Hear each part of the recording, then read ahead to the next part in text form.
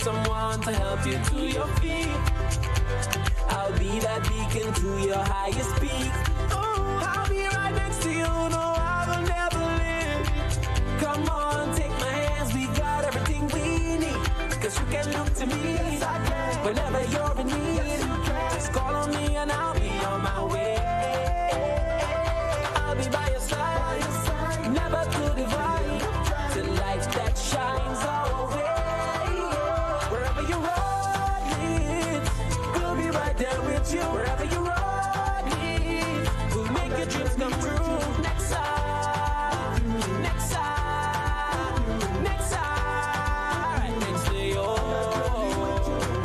Nexa Credit Union, with you wherever your road leads.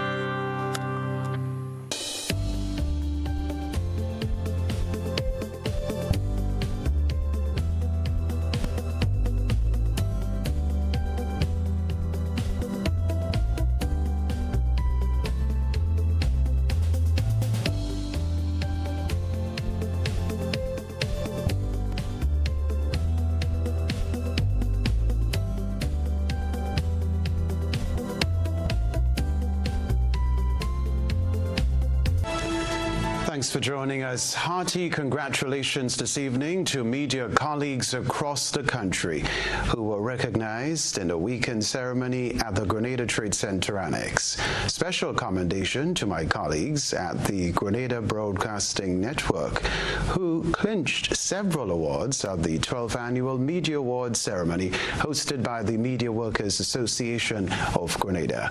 Rena Pitt Thomas reports.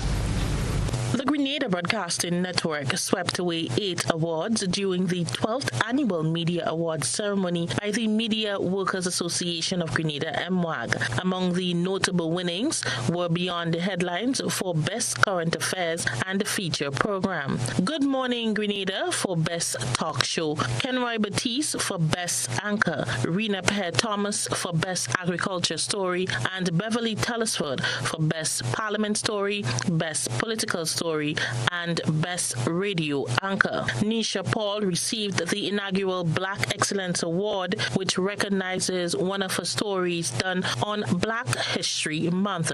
Janelle McDonald, acting manager of the Grenada Broadcasting Network, commended the winners and emphasized the company's commitment to excellence despite facing challenges. We are thrilled and honored to be recognized for the hard work and the dedication of a very talented team. I say this Beyond the Headlines Award and the Good Morning Grenada Award. It's an award we share with the people of Grenada. As you know, these programs, they also provide a platform for the public, Grenadians, to chime in on matters of national importance. So we share this award with Grenada. I want to congratulate all the awardees. I want to congratulate you, Nisha, as well, and the entire team. 8 awards is quite a coup, and we are thrilled, we are honored, and we thank you, Grenada, and we thank the Media Awards and MWAG for recognizing us. Sherry Ann Noel of the Government Information Service secured wins for Best Interview, Best Human Interest Story, and Best Business Story, while Annette Moore took home the award for Best Feature Story. Tonya St. Louis Lawrence excelled in Best Court Reporting, Best Entertainment Story, Best Tourism Story, and Best News Story categories. MTV's Troy Gill received recognition for Best Climate Change Story, with Nikita Hussein honored with the Powerful Woman in Media Award. Aruna Neptune was celebrated as the Best Radio Personality, while Linda Straker Reporting earned her the Best Health Story accolade. Mixmaster Brent of Power FM was named Best Radio DJ, and Callistra Fari claimed the People's Choice Award. MWAG President Gerard Joseph urged media workers to prioritize their well-being and not be deterred by external opinions that lack insight into the demands of the profession.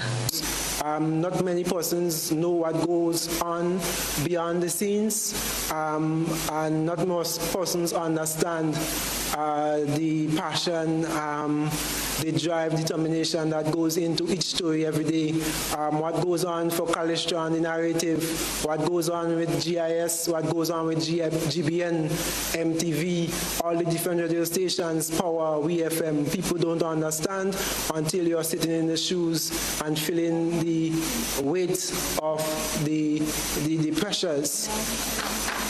The president also emphasized the importance of unity among media professionals. It does not bode well for the media landscape. We have a lot of external shocks. People are trying to break us up. If you allow them to, then the future of media, as I said, would be in tatters, especially frontline journalism in the next 5 years. So unless you pull up your socks and get ready to work and get ready to fight, then media won't be media in the next 5 years, because MWAG is not me. MWAG is not the executive. MWAG is its members. So I would plea for the last time, and this will be my last time pleading, that come on board, strengthen the association, be part, and let us bring media forward exactly as it should be as the fourth estate. Rena Thomas, GBN News. 3 prisoners escaped from police custody over the weekend, sparking an extensive manhunt by the Royal Grenada Police Force. We get more in this report. The fugitives have been identified as Paradise St. Andrew residents, 25-year-old farmer Trevon Robertson, along with 30-year-old Ron Mitchell and 23-year-old Atiba Stanislaus, who are unemployed. They were scheduled to appear in court on Monday on a series of serious charges stemming from multiple complaints made to the police. The trio was arrested by police last week and jointly charged with 2 counts of robbery with violence in connection with separate incidents between January 1st and February 9th at Grandance Beach, St. George. Ron Mitchell was charged with 1 count of rape, 3 counts of attempted rape, 2 counts of indecent assault, and 1 count of causing harm. He was also jointly charged with Trevon Robertson on 1 count of robbery with violence. In May 2023, both Mitchell and Robertson were charged jointly with 4 other men in connection with a series of rape incidents which were allegedly committed in St. Andrew 1 month earlier. The RGPF is seeking the assistance of the general public in providing any information that could aid in the apprehension of the escaped prisoners. Information can be shared with the police by contacting the South St. George Police Station at 444-4454, CID St. George's at 440-3921, Emergency 911, Police Hotline at 444-1958, or the nearest police station. A press release from the Community Relations Department of the RGPF warns that the escapees may be armed and dangerous and should be approached with caution. For GBN News, Nisha Paul. Being physically challenged should never be a deterrent to what someone is capable of doing.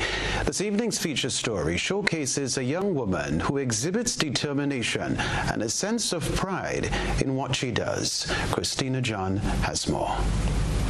Nikwana Noel is a young lady who was born physically challenged, unable to do things that able-bodied people can do easily. Nikwana's story is one of determination, inspiration, and a desire to create her own niche. As part of her daily routine, this young artisan from the village of Marquis in St. Andrew creates several varieties of accessories. Her business name is Affy's Fashion. Her biggest cheerleader is her mother, Lindonna Noel, who told GBN her daughter loves her independence.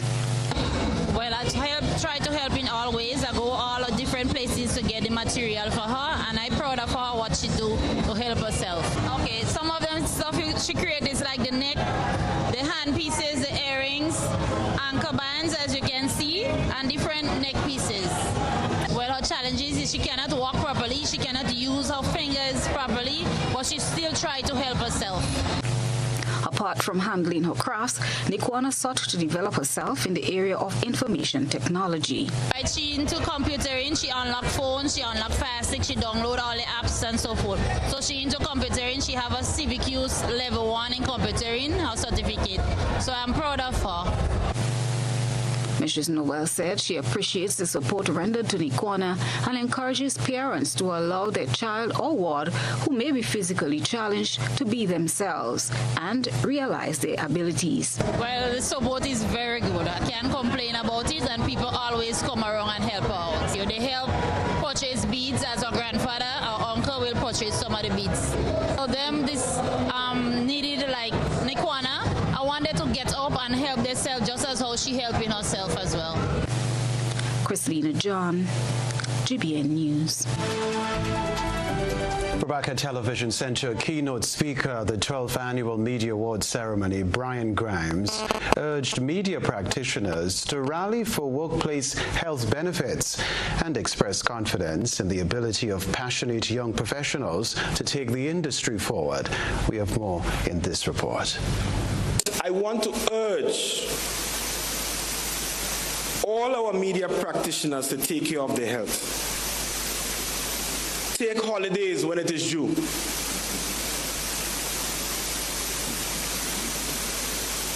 Eat on time and eat properly. I guess if you get paid, you could buy healthy food too, right? Right. Join a medical insurance.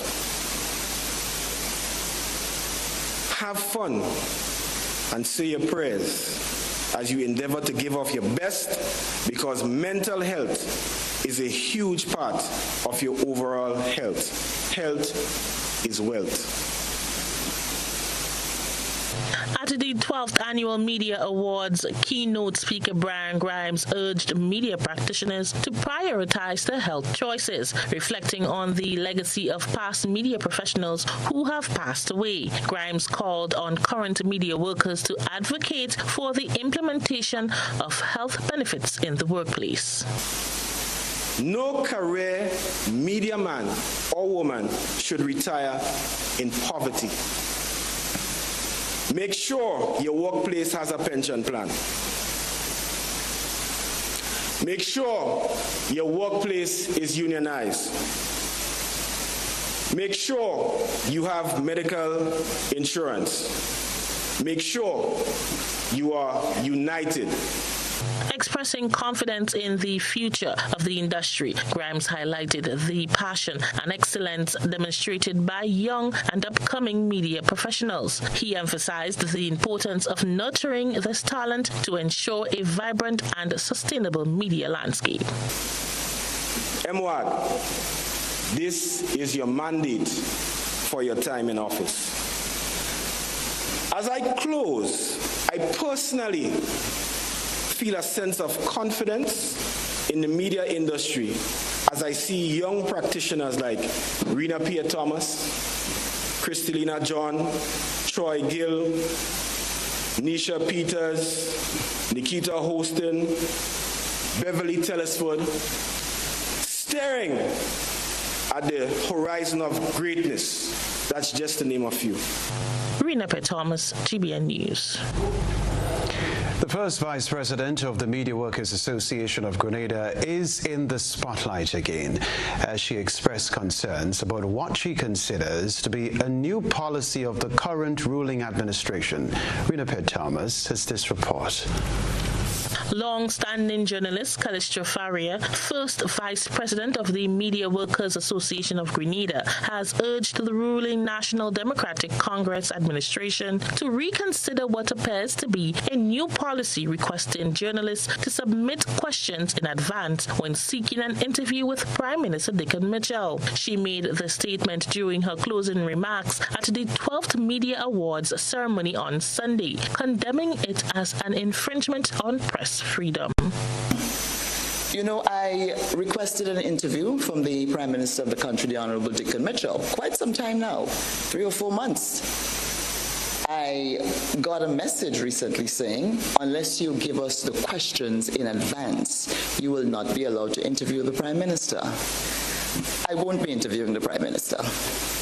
Now, young journalists may think that it's quite okay to give your questions in advance to people.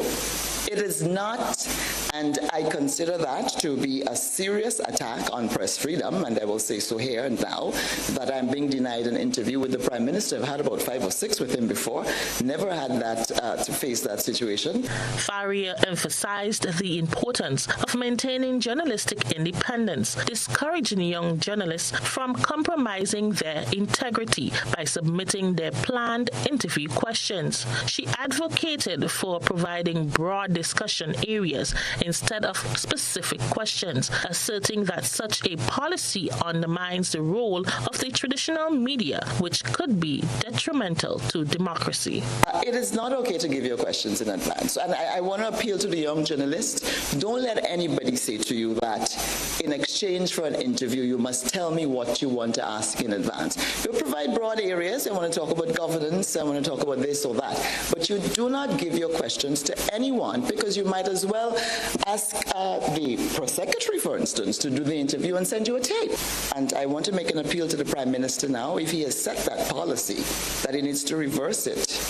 And if someone under him who doesn't understand their role has decided to do that, then they may want to not create that sort of difficulty for the Prime Minister and accept that we won't give you questions. GBN reached out to the press secretary to the Prime Minister, Neela Etienne, for comments on Callistra's expressed concerns. However, it was declined. The news team also reached out to Ray Roberts, a former trade union senator and veteran media practitioner, on the matter. He said while he was not familiar with Callistra's speech last night, the request to send in questions before an interview is not anything new. He said this does not mean that journalists should stick to the questions given.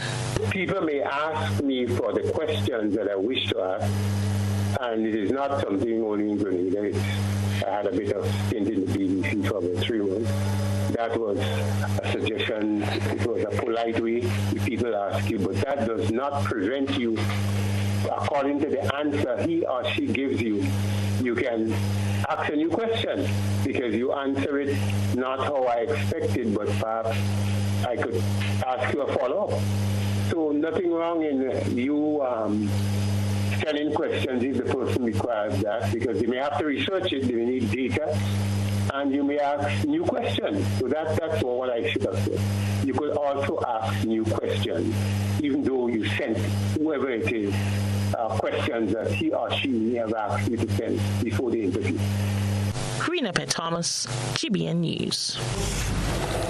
The opposition New National Party has extended condolences to the family of Winston White, one of Grenada's former politicians. Nisha Peters has this report. Former politician Winston White, who served initially as a member of the United People's Party and later the Christian Democratic Labour Party, died on Sunday at a general hospital. White, who is known for his collaborative efforts in the formation of the People's Alliance for the 1976 Grenada general elections, demonstrated his belief in unity for the common good, successfully securing a seat and contributing to the nation's political discourse. Dr. Mitchell, opposition leader, spoke of the fondness of the late Winston White. Winston was a person who clearly loved people, and it was easy to get along with. Whether or not you were on the same side of Winston's political endeavors, he never carried any animosity to individuals. So that was an important part of his characteristics, because today we see the politics of some of us is quite different. You know, we take our political views to the point that we become very antagonistic to other persons. Winston was never that type of person. He recalled White's contribution to the development of the country after his imprisonment. Came back afterwards and got involved again politically. So he was involved in business. He was instrumental in the cruise ship port with a company that was working with government, private sector and government to build that cruise ship port. and he was involved in insurance work during that period of time. Dr. Mitchell added that White was not only known for his political abilities, but was also an avid sportsman. He was also an avid cricketer, medium fast bowler from St. Patrick's. So Winston had a rounded life, and he made his contribution in many ways to the country's social, economic, and sporting development as a whole. So, on behalf of the party and myself, and I certainly want to wish his family the best in this very difficult time, recognizing his passing is a significant event in the country's history. When the past merges with the present, it can be a beautiful thing, an occasion captured and shared with you through the GBN ISO lens. Stay with us. A good eye captures all. GBN ISO is brought to you by Clear Vision.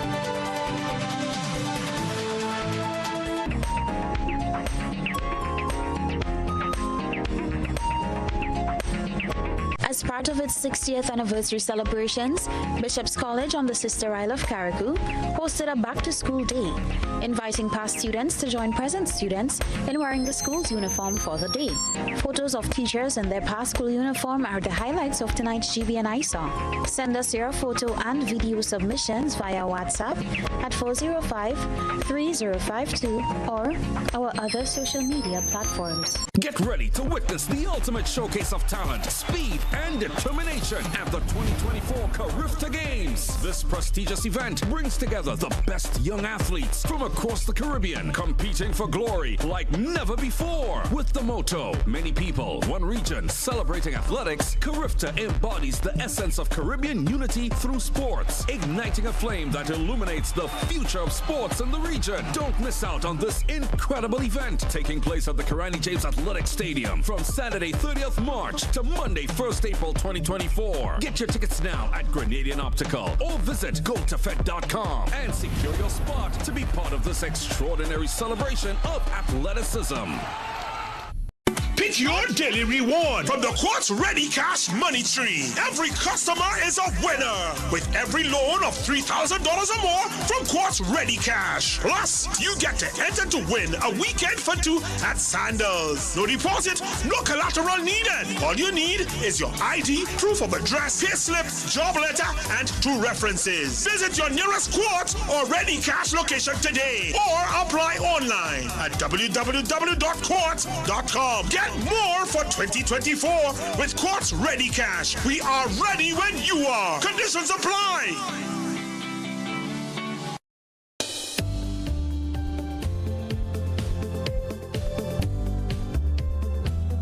I'm a VIP.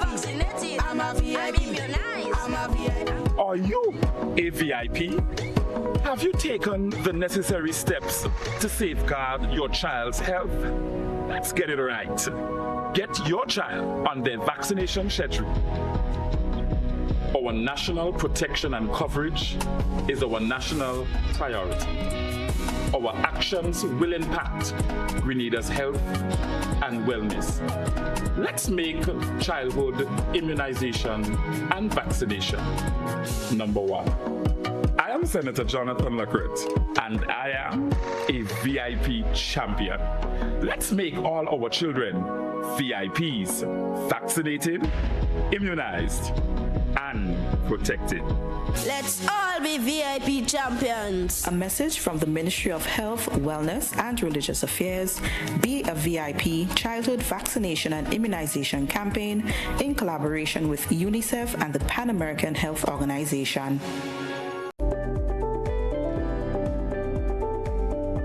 Hi, good day. My name is Kyle Sylvester. I am the manager and founder of Case Farming Enterprise. We're an agro-processing business that are involved in the processing of agricultural goods, where we do bottle seasoning packs, lettuce, kale, and broccoli. Sometimes we as human beings get sick or injured on the job.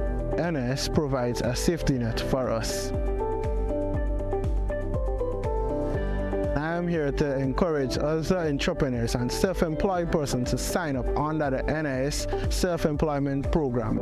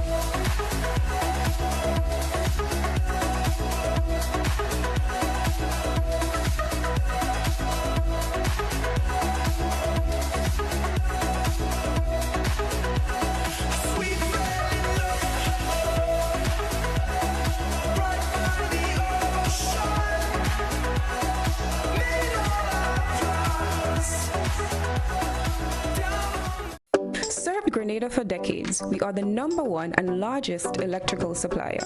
Hi, welcome to Sunny Electrical. How may I help? We offer electrical wire and accessories, tools, and appliances for all residential, commercial, and industrial applications, which is what we are known for. And we expanded our products with new innovative ways to modernize your home. New homeowners will be captivated in our lighting showrooms. Some more pendant lights here. These are very multifunctional because they can work for kitchens, living rooms, bedrooms.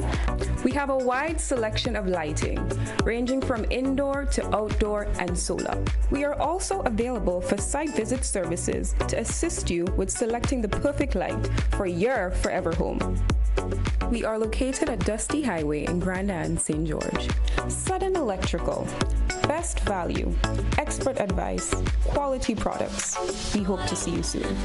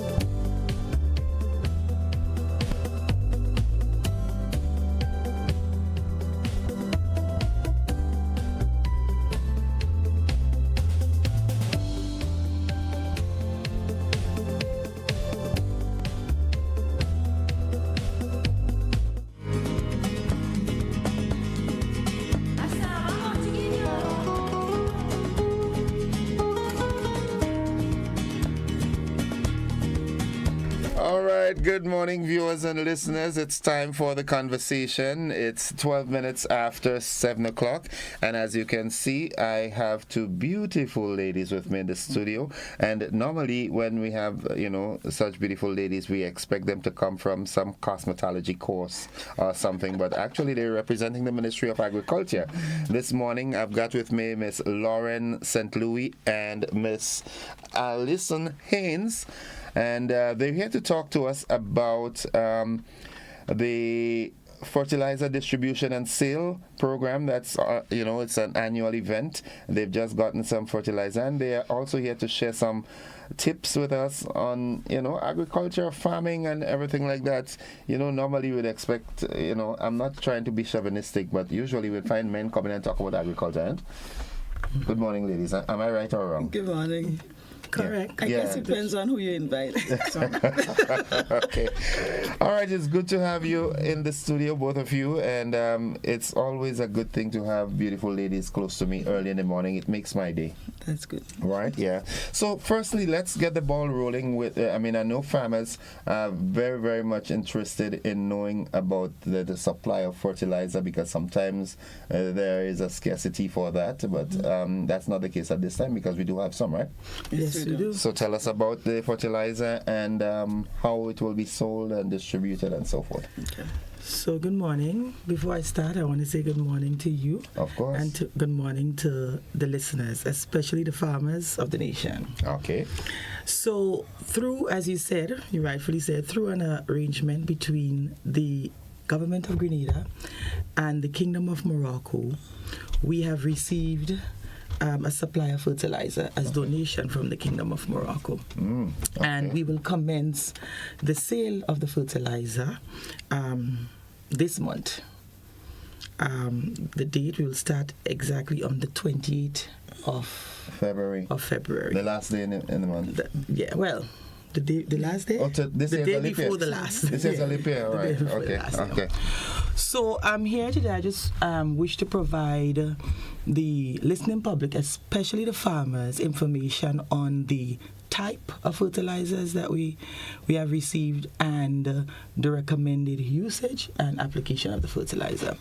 So Morocco is a country that has an abundance of phosphate rocks. Okay. So they do produce tons, millions of tons of phosphate-rich or phosphate-based fertilizers. So as customary this year, we received another batch of fertilizer. It's phosphate-based, as I said, and we received 4 blends of the phosphate-based fertilizer. Okay. So we received TSP, triple super phosphate, and that's a fertilizer with 46% phosphate. It's only comprised of phosphate. Wow, okay. We receive another type or another blend, the MAP, as we call it, monoammonium phosphate. It has 10 parts of the fertilizer, or we say 10% nitrogen, and 46% phosphate. So it's high in phosphate. Again, that's why it's phosphate rich. We have the DAP, the diammonium phosphate, that has a higher percentage of nitrogen, 18%, and 46% again percent of phosphate. And we have one called MPSB. It has nitrogen phosphate, high percentage again, 46, a small amount of nitrogen phosphate, and the micro element boron. So like I said, it's all phosphate based. And phosphate-based fertilizers are fertilizers that are recommended for specific use. So it's recommended only for use when planting. So it should only be applied when planting. It's rich in phosphate. That means, phosphate as an element for plants, its main function is for root growth, root development. And normally you want that root development at the beginning of planting. So it's recommended that you only apply one application and during planting. So it's not a fertilizer for general application in the soil throughout the crop cycle. How effective will it be for root tubers? So exactly. So it's excellent for certain crops. Root tubers, they are root crops. So with these crops, you're expected to apply a little bit more, but still during planting, during the period of planting. So you can apply that fertilizer, or you must. It's recommended that you apply it in the hole. So in terms of placement, after you dig the hole, you place it in the hole, and then you put the plant. Because obviously the root system would be growing downwards in the plant. So you want the roots, as the roots grow, they come in contact with the fertilizer and the plants receive it. Now there's another way in which you can use it.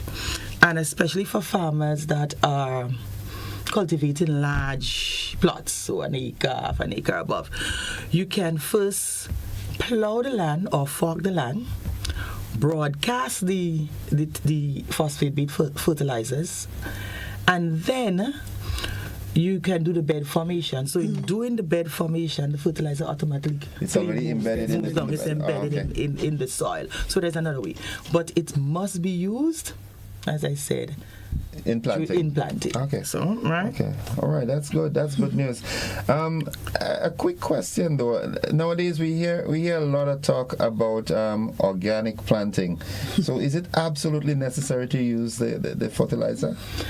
So what I would say, fertilizers are for plants, right? It's not for the soil. You give fertilizer to plants, but the soil is very important for agriculture, and you must maintain a healthy soil. It's a living organism that contains a lot of microorganisms, macroorganisms. A lot of it is beneficial for farming. It will help the farmer at the end of the day. So you need to always consider soil conservation practices. How do I maintain the fertility of my land? And in doing so, it is necessary to incorporate your organic matter. So a farmer using fertilizer in his production system doesn't mean that he should not use organic manure. It is important still. You need to treat the plants for differently. aeration and everything like that. Yeah, the plants differently from the soil. Management of the soil is different from fertilization of crops. In terms of keeping the soil healthy and fertile, there's a school of thought that crop rotation could also do that. If some crops will deplete the volume of a particular nutrient, whereas others will, for example, the incorporation of legumes and so forth. When, isn't that advisable as well? You sound like an agriculture, like a specialist that you can go out and advise the farmers. So yes, it's important. I would give Ms. St. Louis the opportunity. Sure. In terms of the fertility of the soil, and when you spoke about crop rotation, as you rightly said, certain crops would take away from the soil and certain crops would put into the soil. And so the idea behind crop rotation really is that you are giving the soil a rest from that particular area. You're giving it a rest from that particular crop. Yeah. So what it would take out, you're going to plant in, like you said, legumes, some kind of like pigeon peas or beans. You can plant that, and then you would have an area now that is going to be that the legumes will put in nitrogen, put in and fix that nitrogen in the soil, and just all other crops, because as you can appreciate, everything that is grown from the soil takes something out of it. That's the nature of life. And they take specific things out of it. So if you rotate your crops, then you're in those areas, then you'll be able to give the soil a rest from that, the taking out, the extraction of those particular elements. And then you can use it, you plant in another area and put in something that is more beneficial for the soil. But as Alison said, you always have to try to incorporate your organic matter. Yeah. Because try do things like mulching, have the area covered, not just plastic mulch, but actual mulching with natural natural things. And it's also big on sustainability. I like to take a page out of the book of Six Senses Hotel that is being launched in April. They're very high on sustainability, that zero plastics and so forth. We have a lot of people, I would really like to see ministry officials going out into the fields and encouraging farmers against the burning and the use of plastics in the soil and so forth, because eventually, maybe not in our lifetime, but our great-grandchildren will really feel the effects of it. Yeah. Actually, we are already. Yeah, so that's part of the function of both the agronomy division and the extension division of the Ministry of Agriculture. We do go out. We do have numerous field sessions with farmers where we engage on one-on-one or during training sessions, and we do discuss these sustainable practices, these climate-smart practices of soil conservation methods, the use of harmful chemicals, the use of plastic, what you should avoid doing, burning, etc., crop rotation. We do speak a lot of these sustainable practices with the farmers. And especially now in this dispensation, a lot of emphasis is being placed on agriculture and production. But I wish that we can do that, but in a more sustainable way. Let farmers get a real appreciation. I long for that day when I see farmers not just planting, but they're doing farming. Understanding the whole cycle of it, from the soil to the crop to fruition and everything like that. So when they have a full appreciation for that, then farming will be more meaningful, not just for the farmers, because the world today is health conscious.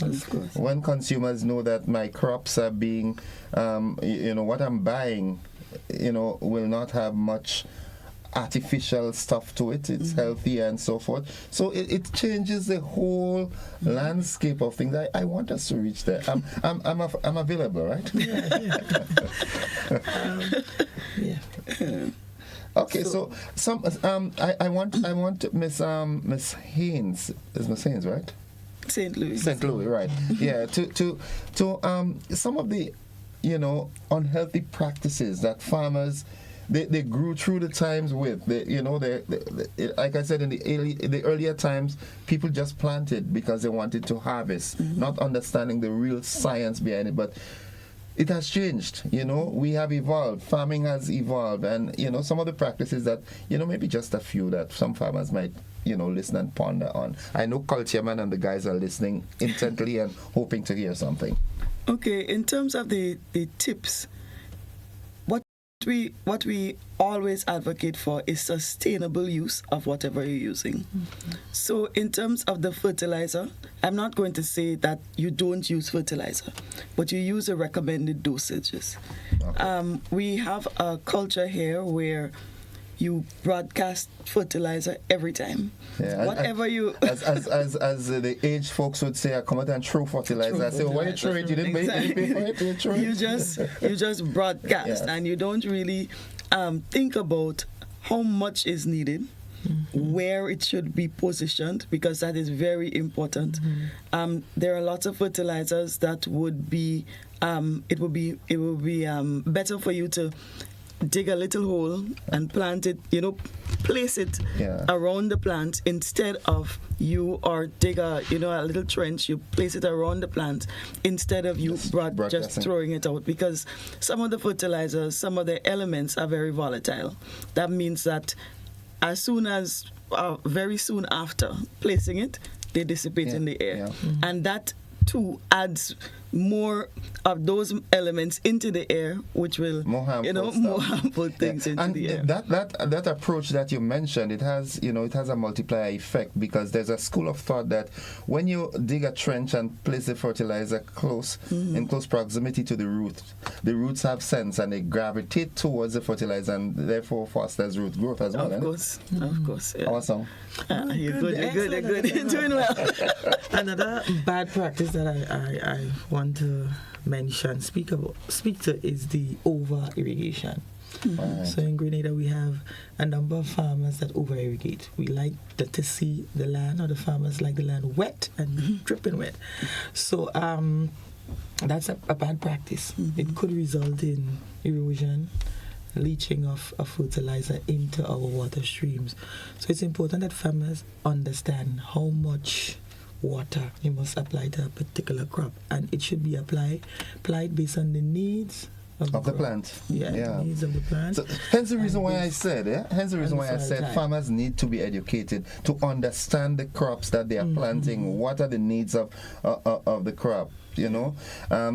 Some farmers, as you rightfully say, some farmers just like to see the land wet and not taking into consideration the turgidity of the soil and everything like that. Crop needs, and that could result, and it only results in disease infestation and farmers having to use more chemicals to control it. To balance it. So we need to look at our irrigation. I think that's one other aspect that we need to look at. It's very important. Okay. Back to the fertilizer, the distribution. I know for a fact, having said what you said, some folks will say, okay, well, you all get it as a grant. Why are you selling it to us? We got it as a grant, it's true. But we did incur significant costs in getting it to Grenada, in clearing the fertilizer, stripping the fertilizer from the port storage. So we did incur some costs. You just had to find a reason to charge, right? Just cut it short and say, we just had to find a reason to charge. We have a caller on the line. Let's entertain a caller. Good morning, caller. Yes, Mr. Joseph, greetings and greetings to your guests. Just a little observation from a critical eye. Fertilization, in other words, nutrifying the soil, nutrifying the plants. I just like to find out, because of my experiences one time, has the Ministry of Agriculture ever thought of introducing into their farm machinery pool a track-mounted chipper shredder mulcher? It's a heavy piece of machinery that can go any part of Grenada, that will eat. You feed it with tree trunks, roots, old board, all all sorts of vegetation, and it makes a very nice mulch for you, and you place it into the soil one time, which I understand from my basic biology would nutrify the soil just, and to reduce the quantity of organic stroke, inorganic be better for us, fertilizers. Has any thought been given to that sort of activity, whether it be an investment of the state through the ministry or as a private enterprise? Thank you very much. Thank you, caller. Very valid point. Okay, so yes, it's a very valid point, and a shredder tripper is a very important piece of equipment, especially if you're thinking about mulching and production of compost. It's important to have that because we do have a lot of tree trunks and grass clippings and branches that could be incorporated in your compost or could be used as dry mulch, as he said. Incorporating the shredder, commercial size shredder chipper at the farm machinery pool, I have not had any discussion with my colleagues about it.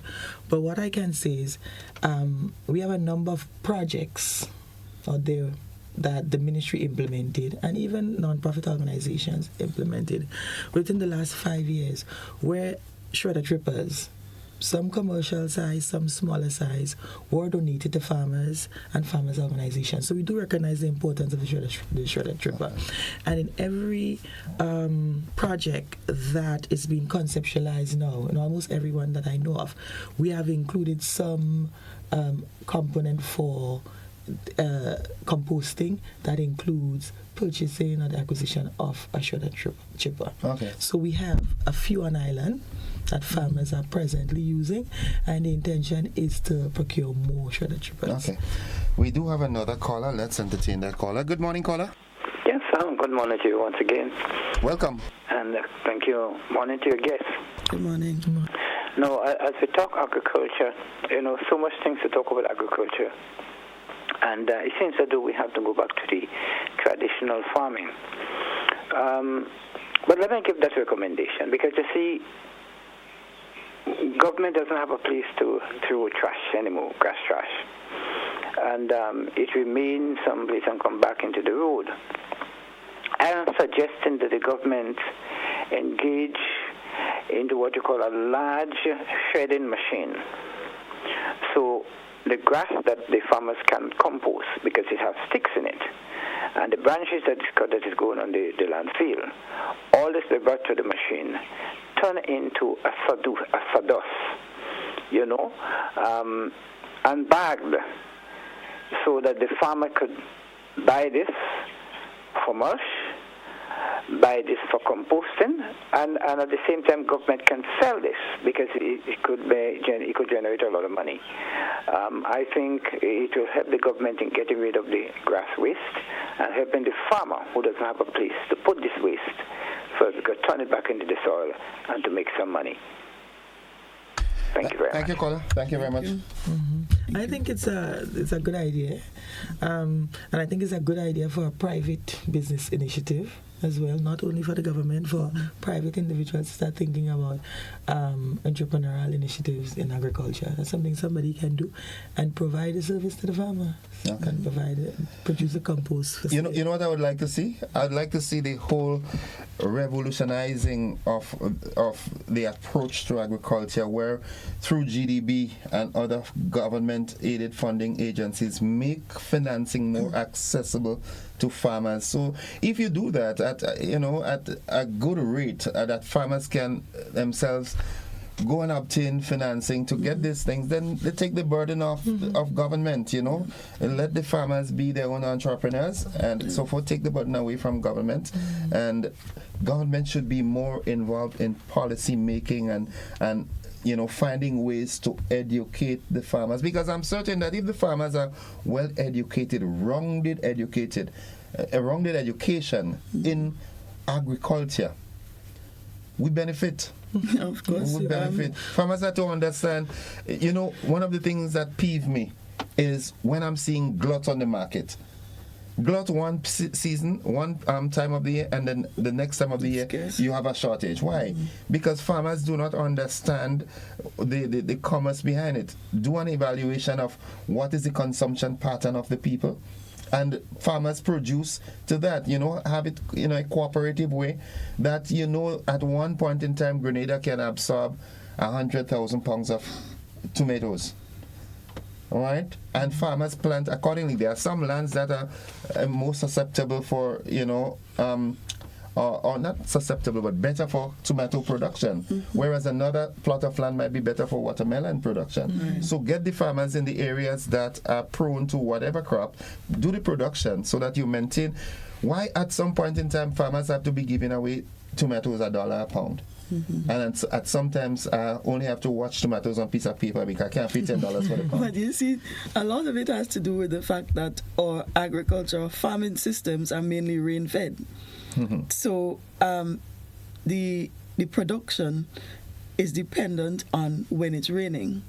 So farmers would plant depending on the different crops, depending on the water needs of the plant. And if it's going to be raining, then everybody would plant. Or if they think that it's coming into the rainy season, or we're in the rainy season, then you'd have a lot of production of certain things. But we have to get into sometimes more protected culture, more protected production, not necessarily using a full greenhouse, but into shade house production, where you can control a lot of the elements of production. So you can control your water, you could do your fertigation, so you can fertilize while you're irrigating. You can have you're protected from the sun, because we know the heat is really, really on these days. So, all of that has to be incorporated It ties back to the financing. If the financing is readily available and the farmers are trained to understand what they want to do, that's right. So they understand what they want to do, find out if it's doable, and then, you have a plan and you go to, the government funding agency, GDB or wherever, and say, listen, this is my... I agree with you that government has to make that facility available for farmers, but farmers, as you said, also have to do their part. And farmers have to think about running their farm as a business. So just keep planting. your records, because those are the records are some of the reasons. One of the reasons I know for sure that farmers don't get a lot of funding. Yeah, show me your records. Prove to me that what you're making. We have a caller. Good morning, caller. Thank you very much for taking my call. Good morning. Welcome. Good morning to everybody. Morning. All right. Now, I have a problem, and I also have a request. The problem is, I am a farmer. I have been farming ever since I was a little child. So, I own some lands in Post Royal, and I find it very difficult to get there. I have a two-wheel drive vehicle, I should say. And I find it a problem to go there, especially like a morning like now, rain is falling, to get in there. Now, these lands are being robbed for years. I've been stoned in there. I've been all sorts of different things. I have to run for my life. I made a couple reports to the police and whatnot, etc. Now, all of the agriculture ministers, with the exception of Ebola, assisted or did his job. I mean, and I don't want to disrespect him on his book and whatnot, his education and whatnot. It surprised me a lot. Post Royal is the road I'm talking about. Year before, just about 11, 12, 13 months, sometime in November, well, I had made a request on many occasions in writing, and I've been there personally. Now, I'm being shunned away because probably I have one leg. I got burned in a coal pit, and I lost one leg. But that doesn't stop me. Day before, I was inside there, and you would be surprised to realize I'm flat on my bottom, cleaning under my nut tree, and digging my yam, and doing whatever else I can do. I have one guy that works with me. Sometimes he laughs at me. But I'm saying I'm very much disappointed with the Ministry of Agriculture. And this morning, this program here talking about throwing manure or broadcasting manure. You don't broadcast manure, man. You apply manure. And so when listen, Post Royal is a true road, and I'm making a request here in a heated vexation kind of manner. Because my lands are being robbed, I'm suffering, And people just keep taking all what I have inside there, and I can hardly survive on it, because I have bills to pay. I borrowed money from the GDB, and I'm under pressure, and I'm applying and I'm appealing. Please, that road is a true road. I don't want to hear no more excuses. It's either get it done or stop this foolish talking every morning or every day from, whatnot, etc. Man, I respect every individual human being. But I said, I put it in writing. And it's about time, man. This I talking, agriculture. It's about time. Farmers need it. If you go in on that road now, you will see where so-called farmers cut down the trees and put it in the drain and block the drain. They take the animals, the pig, the cow, the goat, the whatnot, etc. One guy used to work at the Nawasa place, and he had these big goats and destroyed my cocoa field. $1,200 and something. I've not gotten a cent as yet. I mean, this matter is a problem. Okay. Just recently, a guy took a cow. All my, I borrowed money, as I said, from the GDB and planted all these sorts of different crops. So, caller, just destroy me, man. Caller. Look, man, let's stop this talking, man. Have a good one. All right, I guess the caller was more interested in a monologue. I was trying to find out exactly what he would like to see happen, but tell you what, folks, we take a quick commercial break. We'll be back. It's 20 minutes on to 8 o'clock. We'll be back after these messages. Don't you go anywhere.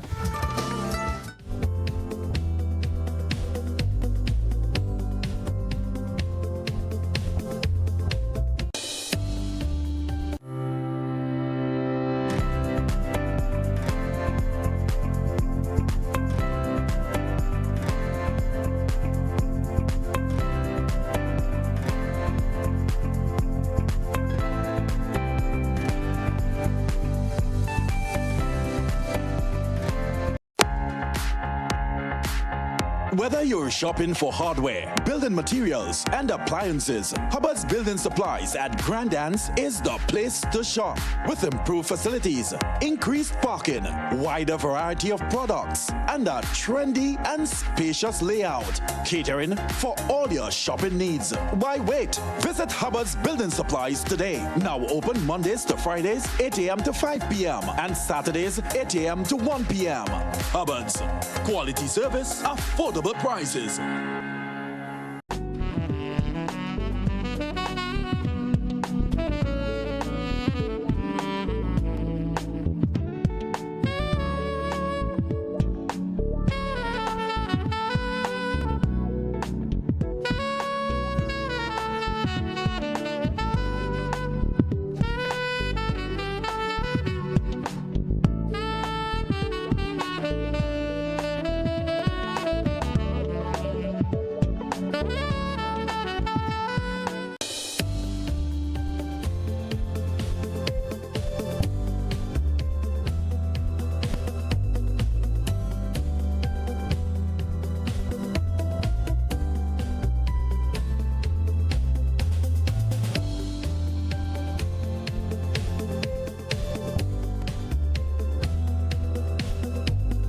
Records at the traffic department shows that a total of 1,447 accidents were reported for the year 2012, which includes 3 road fatalities. 2,946 accidents were reported for the year 2022, which includes 8 road fatalities. This is a significant increase of 104%. This is alarming.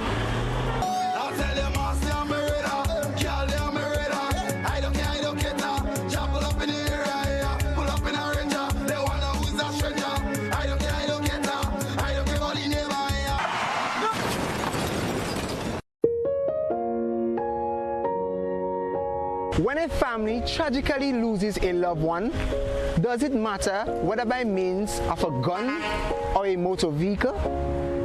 To avoid accidents, drivers and pedestrians alike must exercise extreme caution when using the road.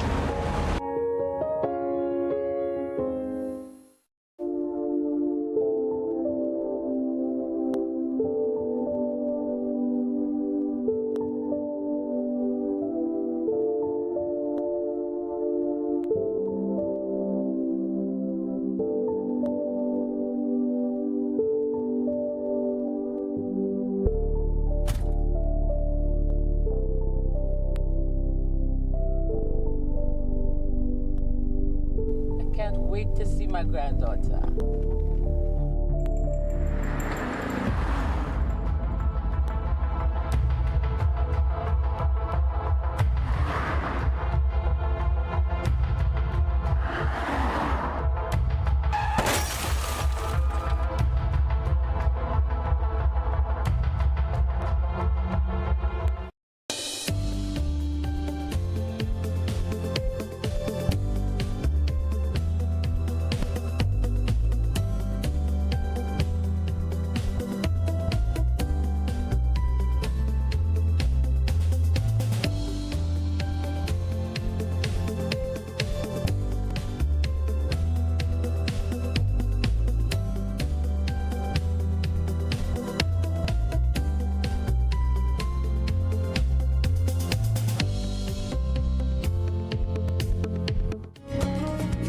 All right, welcome back, viewers and listeners. The conversation this morning, I'm talking agriculture. You know what? I've made that decision. If I get a memo on my file, that's fine. But I think I'm going to run the entire hour talking with the two beautiful ladies, Miss Lauren St. Louis and Alison Haynes. They're representing the Ministry of Agriculture.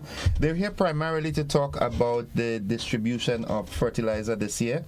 And before we go further, before we take any other calls, I'd like you to say where, when, and if you have a costing for it. Okay. So we will start the sale of the fertilizer next week, Wednesday, the 28th of February, as I previously mentioned. The fertilizer will be sold between the hours of 9 and 1 p.m. So 9 a.m. and 1 9 p.m. a.m. Okay. and 1, All right. 1 p.m. So we're asking farmers to be there. Do not come at 2 or 10 past 1, between 9 and 1 p.m. Fertilizers will be sold from 2 points or 2 locations at the Maribor Agricultural Station and at the Extension District in Lasajes. Okay. All right.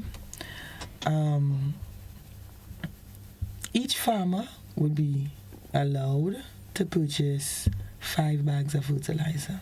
All right, so we're going to 5 bags. If a farmer wishes to purchase more than 5 bags, then approval must be granted from the Chief Extension Officer, that's Ms. St. Louis, in writing. And so you come with your slip approving the additional quantity. Who is St. Louis? Miss Lauren St. Louis. Okay. So an assessment will be done by the... She heavy, man. Yeah. She's also heavy. Chief agronomist. Yeah. Heavy people with you this morning. So Miss St. Louis after an assessment and with her team, Miss St. Louis would approve the additional amount. Okay. For farmers purchasing from Maribor, you can make payments there at Maribor. So we have clerks and persons approved by the Accountant General to collect cash. So you can do cash payments at Maribor. At Lasajes, however, the extension officers will be facilitating the sale. So we do not have approved persons there to collect cash. So farmers will be required to first go to Lasajes, collect a slip for payment, and you'll be required to go to the district office, revenue office in St. David's. That's up at the police station. Yeah, at the police station to make the payments for the fertilizer. Now, fertilizer would be sold only to registered farmers. Right, so you must be registered with the Ministry of Agriculture. Have your ID and everything. And the dates. Or have at least your ID number. Some farmers are concerned that their IDs expired. No problem, because the ministry is in the process of updating the ID, so you can still use the expired ID. Okay. No problem. Your ID, or you can ensure you have your farmer's registration ID or your ID number at hand to purchase the fertilizer. The days are going to be sold. Okay, so the days, yes, miss. So we'll commence Wednesday, that's the 28th, and we'll continue the sale of fertilizer every Tuesday and Wednesday. Until exhausted, or you have a close-up date? For a month, for 1 month at both locations. Thereafter, we'll continue the sale after the month only at Maribor Agricultural Station. Okay? So we start Wednesday. Then the following week, for an entire month, up to an entire month, we'll be selling on Tuesdays and Wednesdays at both locations.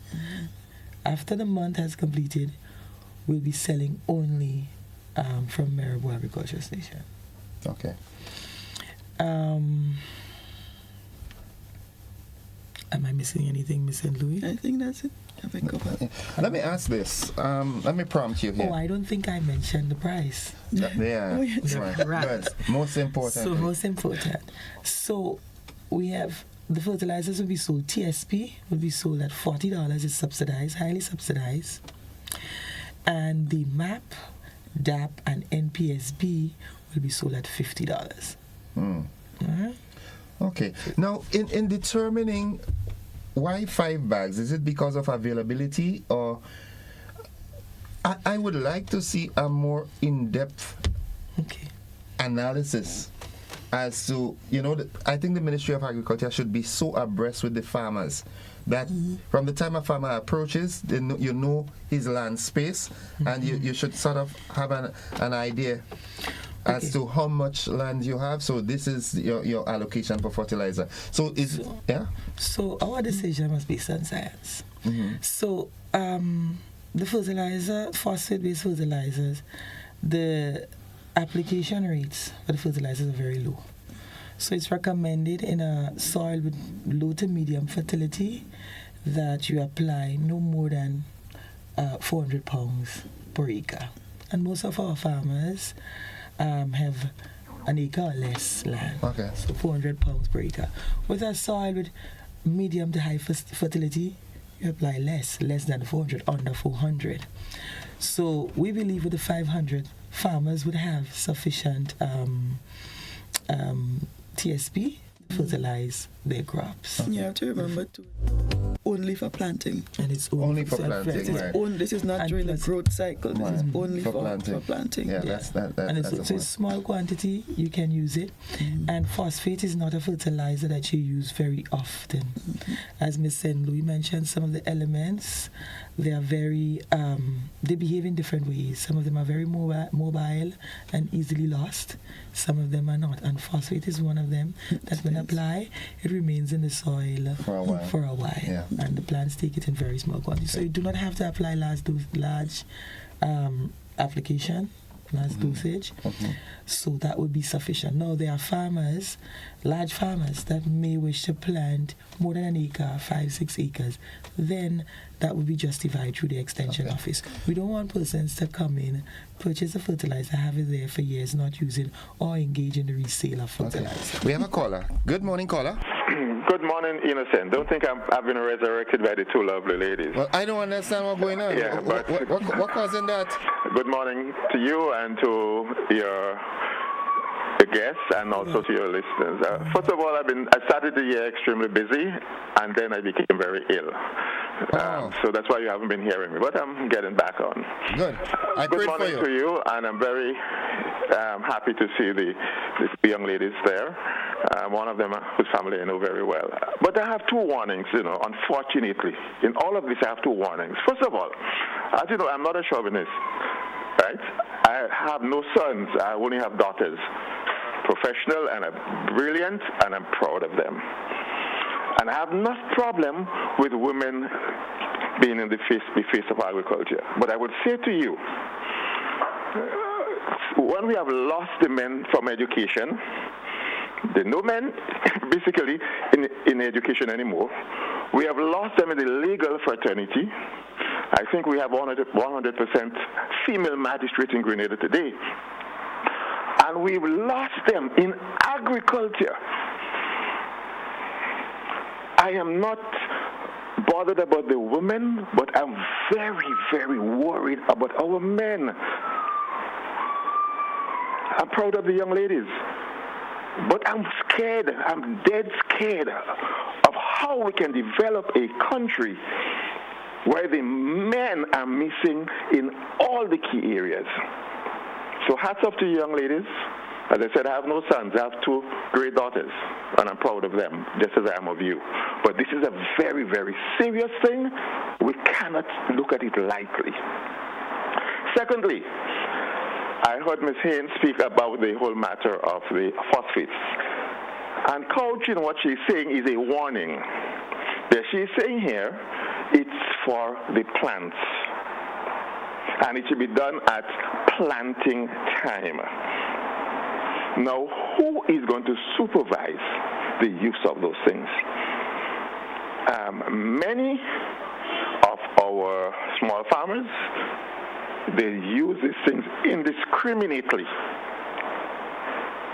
I mean, could you imagine you putting the phosphate in something like a root crop, potato,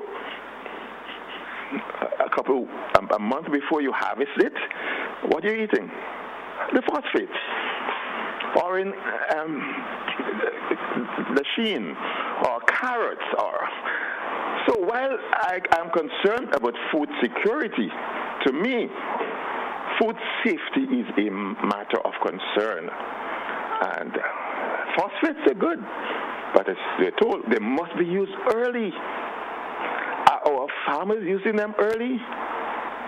Or are they using them just to force quick harvest? Then we are eating ourselves to our graves. So I heard she said that she didn't give a warning, but based on what she was emphasizing, I picked it up, and I knew that all along. So we are in a bad way. I'm not happy to be able to, put cold water on this whole discourse this morning, but I see warning signs everywhere. And please, let us see what we can do to regulate the use of those things. I don't know how we can monitor it, but I tell you, people are putting chemicals on products and selling them days afterwards. And this is scary to me. Thank you very much, young ladies. Continue your good work.